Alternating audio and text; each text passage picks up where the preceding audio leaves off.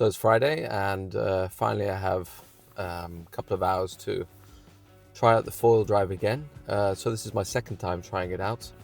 Unfortunately, the first time was a bit of a disaster.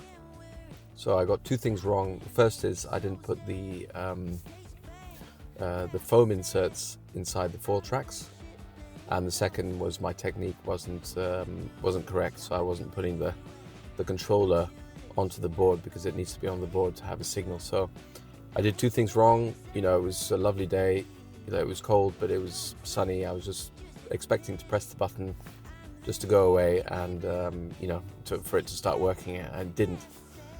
So then I went to look at all the videos again, and I kind of realized where I did a mistake. So today is actually windy, very windy, and more than enough to go power winging. But what I'm going to do is I've managed to find a fairly quiet spot on the lee side of this peninsula, and I'll try and get going here. And then if I feel confident enough, I might actually try and venture into some of the bumps between here and another island.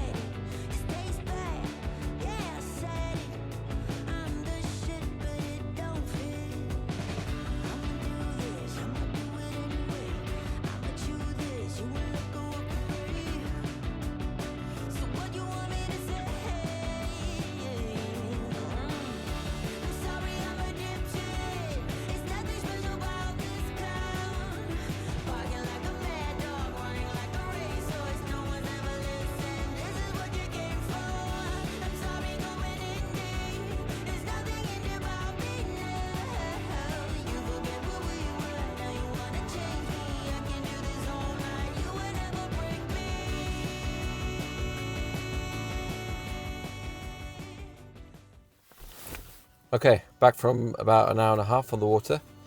I class that session as modest success. The good news is the signal did come through the board, so those foam inserts worked, at least mainly in the beginning of the session.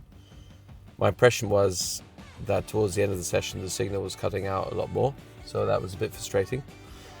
What else? Yeah, able to motor up. There's something about the weight distribution. You got to get quite forward on the board, which is well known, of course. So that took a bit of getting used to. I think I was able to actually get on foil and motor a couple of times. But one thing I noticed was as soon as I touched the sort of battery box back down in the water, then the signal would cut, and then I'd have to start from scratch again. So that was a bit frustrating. So I think the board itself, it could be down to technique, or it could be down to poor signal on the board. So there's a couple of options I can consider. I could consider getting, the external antenna, but that's another €400. And then there's quite a lot of advice on that Facebook group about cutting out some windows on the board.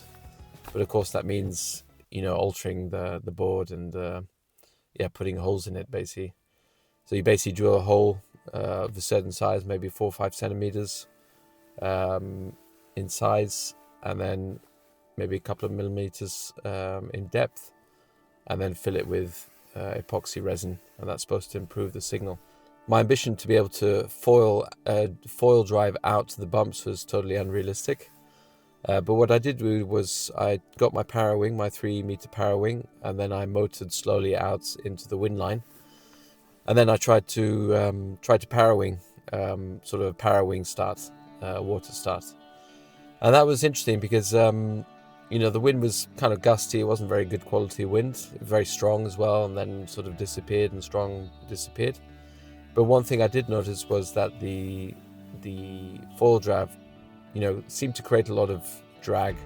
So it didn't feel slippery under the board. It just felt like a dead piece of weight, and you'd have to, maybe it's a different technique, but it certainly felt a bit of drag there, I think, and which didn't really help me get up on foil. But I managed to get up on foil once, sort of going back in, and but I didn't have much control. Full drive, like any other foiling discipline, takes some skill. So it's not plug and play, but hopefully in a couple of sessions I'll get there.